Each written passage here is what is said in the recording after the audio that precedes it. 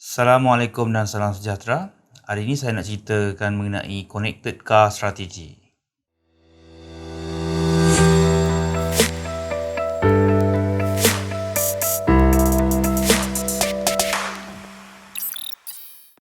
Kalau kita ingat video yang lepas mengenai autonomous drive, kita tengok kan macam mana dalam autonomous drive pun dia guna pelbagai jenis sensor untuk nak dapat satu visualize keliling kereta tu kan. Kalau kita tengok dekat sini, beza dengan Tesla dengan Ford kan. Tesla dia gunakan 8 kamera, 1 radar dan 12 sonar, dan Ford pula menggunakan 7 kamera, 2 lidar dan radar kan, dan sonar dia ada 10 kan. Company lain-lain dia untuk buat autonomous ni dia perlukan sensor yang lain-lain kan. Dan dari sini kita tahu kan siapa yang lebih cost kompetitif kan. Saya rasa masih ramai yang nampak autonomous drive ni macam science fiction kan.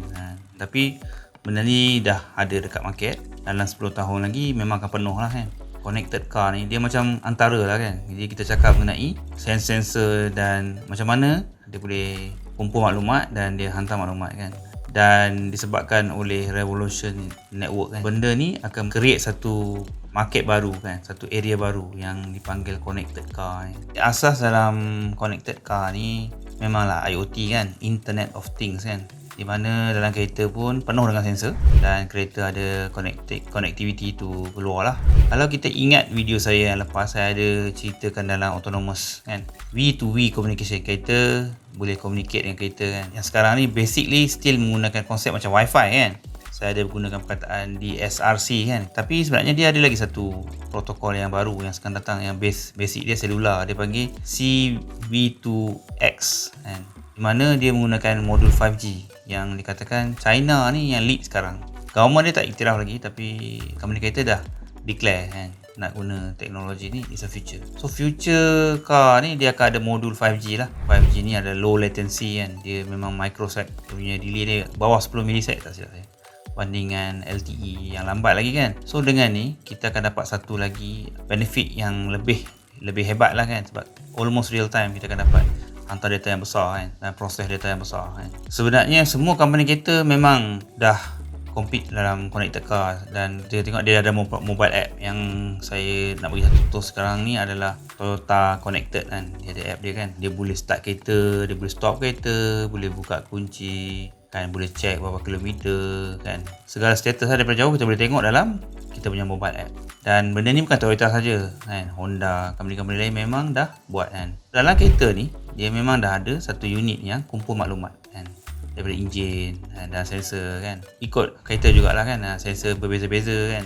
Basically sekarang yang mudah faham, semua informasi nampak dekat mobile app kita dan kita boleh control benda tu. Dan inilah yang connected car strategi kan. Bukannya maksudnya dia connect to internet saja kan, dia maksudnya kita dapat maklumat tu kat fingertip kita. Yang tu yang kita nampak lah. Tapi sebenarnya connected car ni, kereta itself dia connected tu macam-macam lah kan. Maksudnya kereta tu boleh connect to other car, dan boleh connect to, for example, boleh connect to city. Contohnya dia boleh connect to cuaca kan, dia lalu kat depan radar cuaca, dia hantar maklumat ataupun dia ambil maklumat. Or maybe future signal kan, lampu isyarat pun dia tahu kan. IoT lah kan, Internet of Things ni dia orang sembang sama sendiri kan, bukan kereta dengan kereta je, dengan lampu isyarat, dengan lori ke, or maybe basikal ke, or maybe smartwatch saya ni kan, dia boleh bagi maklumat kat kereta kan. Mungkin kalau kita jalan dekat kereta dia tahu kan. So benda-benda ni akan mengubah segala-galanya. Walaupun tak sampai autonomous lagi, ultimate is autonomous, kita tak payah bawa lah kan. Tapi sebelum tu banyak business model baru yang company-company kereta ni boleh buat dengan menggunakan sensor dan internet connection. Kalau yang skema banyak kan, kat mana dia orang guna connected car ni, contoh nak cari parking kan, kita pergi kat parking tu bagi tahu kat kereta, saya kat sini kosong kan, dan kereta kita tahu kat mana.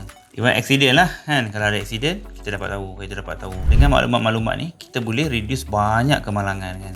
Data-data ni juga boleh revolutionize servis baru kan. Yang paling yang kita nampak sekarang, insurance lah. Ada perkataan dia cakap pay per ride kan. Bila kereta kita dah ada data kan, kita bayar per perjalanan kita kan. Dan kalau kita tengok insurans ni, dia value dia macam mana, based on umur kereta tu kan, based on umur kita kan. So benda-benda ni akan di-disrupt lah kan. Bila kita bawa kereta, contoh macam kat Jepun, banyak orang tua kan, dia terpaksa surrender sebab dia tua je kan. Kalau dengan kereta ada sensor, dia tahu cara bawa kereta dia sihat. Mungkin cara orang umur 75 tapi dia bawa lebih kurang macam orang 30 kan. Patutnya dia di value dengan baik lah kan. Dia akan jadi based on practical lah, based on data kan. Even kalau orang tu umur 30, mungkin cara dia bawa teruk kan. So mungkin premium dia akan naik. Benda-benda ni akan mengubah bisnes yang sedia ada. Dia benda ni juga dia boleh create new service, contoh macam kesihatan kita lah kan. Mungkin ada orang yang kena stroke contoh kan, cara pembawakan dia tak bagus ke, mata dia ada masalah ke, dia ada anomali yang selalu dia bawa macam ni, tiba-tiba cara dia bawa dia berubah kan. Mungkin AI akan advise kan. Dan untuk prevention, dia akan alert lah. Contoh kalau orang tu bawa terlebih kilometer, dia akan alert kan. So kita rehat dulu ke. Even dalam Toyota Connected app yang saya cerita tadi, dia boleh set gas saya boleh bawa kereta. Bila orang tu bawa kereta, berapa speed limit dia boleh bawa kan, berapa jauh dia boleh bawa kan. So benda-benda ni dah ada sekarang. Dan dalam connected service ni selalunya kita tengok major sekarang banyak dicerita mengenai infotainment kan, macam mana bawa information luar tunjuk kat dashboard. Second, macam use based insurance macam cerita tadi tu. Dan juga multimodal integration lah, maksudnya kita integrate dengan benda-benda lain. Yang ni saya rasa ada unlimited potential kan. Bila kereta tu dia jadi macam handphone kita kan. Kita boleh install app kereta, kita boleh shopping kan, macam-macam lah. Kalau kita nak pergi makan kan, mungkin dia terus contact restoran tu, bagi tahu kosong tak apa-apa kan. So benda-benda ni sekarang pun dah boleh buat dah. Yang ni dah sekarang banyak company yang tengah buat. Selain daripada saya cerita dulu, mobility as service kan. Dari segi bisnes macam mana pula kan, macam mana kita nak utilize data daripada kereta. Of course lah dia akan ada security kan, bukan senang. Saya tak rasa company semua akan open lah kan. Tapi mesti ada satu channel atau APIs yang business boleh guna kan, untuk monetize kan, iklan ke, servis ke kan, terhadap kereta tu kan. Lama-lama bisnes ni, kita buat bisnes ni, kita bukan nampak orang saja, kita akan nampak kereta sebagai pelanggan kita kan. Benda ni akan jadi contoh-contoh yang kecil. Kita boleh tengok macam tol lah kan. Kalau kita dah ada sampai sensor macam tu, kita tak perlu ada tol pun kan. Kat mana kita jalan, kita recharge kan. Dan payment gateway, macam kita ada e-wallet kat handphone, kereta pun ada wallet kan. Apple pun ada develop kan untuk car punya navigation dan ada function-function ni. Dan Microsoft pun masuk kan. So new entrance ni yang IT semua ni, kita tengok memang banyak solution di dalam connected car application. Yang saya rasa menarik adalah company yang Amazon invest, dipanggil Mojio. Mojio ni dia sediakan satu platform di mana kita boleh cucuk je device kat kereta kita, dia kumpul maklumat dan kita immediately boleh tengok dekat handphone kan. Ada macam-macam plan lah. Sekarang yang masalah dia internet lah kan. Sebab dia kena sekali dengan internet. Banyak provider connected car app ni dia provide sekali lah kan. Dan yang nampak competition dia macam Toyota, dia boleh buat kereta Toyota je, Honda buat kereta Honda je kan. Macam mana dia orang ni nak jadi default standard kan. Sebab itulah Mojio ni macam third party lah kan, yang kita boleh connect dengan mudah kan. Pertandingan akan ada kat situ lah kan. Sama ada yang tak ada brand kereta ni akan menang, or still setiap mereka akan guna dia punya own platform kan. Kalau saya ada kereta Toyota sebiji, Honda sebiji kan, takkan saya nak pakai dua app kan. So benda-benda ni akan jadi satu elemen yang actually di marketing current car maker lah kan. Macam mana nak gabungkan benda ni? Ni benda yang masih berjalan lagi lah, yang saya nampak sekarang.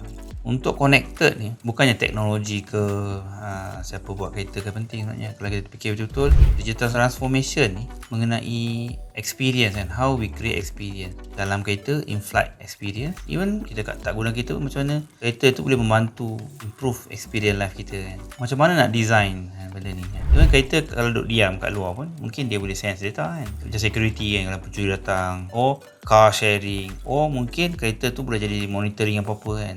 Or even dia boleh jadi hub internet ke, kita tak tahu. Banyak benda yang boleh buat kan. Potential kereta tu macam handphone kita lah kan, tak kat telefon saja kan. Mungkin kita ada orang guna sebagai jam, ada orang guna sebagai notes kan. Boleh ke kereta jadi macam tu? That is the question lah kan. So connected car ni dia very deep lah kan. Dia bukannya just mengenai monitor kereta je kan. This how kita guna data, how kita design sistem yang integrate kereta dalam life kita. Yang tu pun tak termasuk kalau kita fikir car sebagai generator, car sebagai energy kan. Potensial kereta ni masih banyak lagi. Masa kita bawa apa kan, masa bawa macam mana nak bagi selesa, macam mana nak guna, nak create new experience. Kita tengok dalam kereta Proton kan, X70 pun boleh sembang kan, boleh cakap kereta, and then dia boleh mainkan lagu kan. Macam mana kita nak create idea-idea yang macam ni lagi. Saya rasa akan banyak kan. Macam truck, dia dah ada yang tak nak bagi tidur kan, dia detect menaiki kamera, dia ada letak sensor lah kan. Ada yang macam bagi kejutan sikit. Benda-benda sensor ni macam ni banyak lagi kita boleh letak kan. Jadi connected car ni, strateginya adalah satu potential baru lah. And tak sebenarnya benda tu kena high cost macam autonomous drive tadi kan.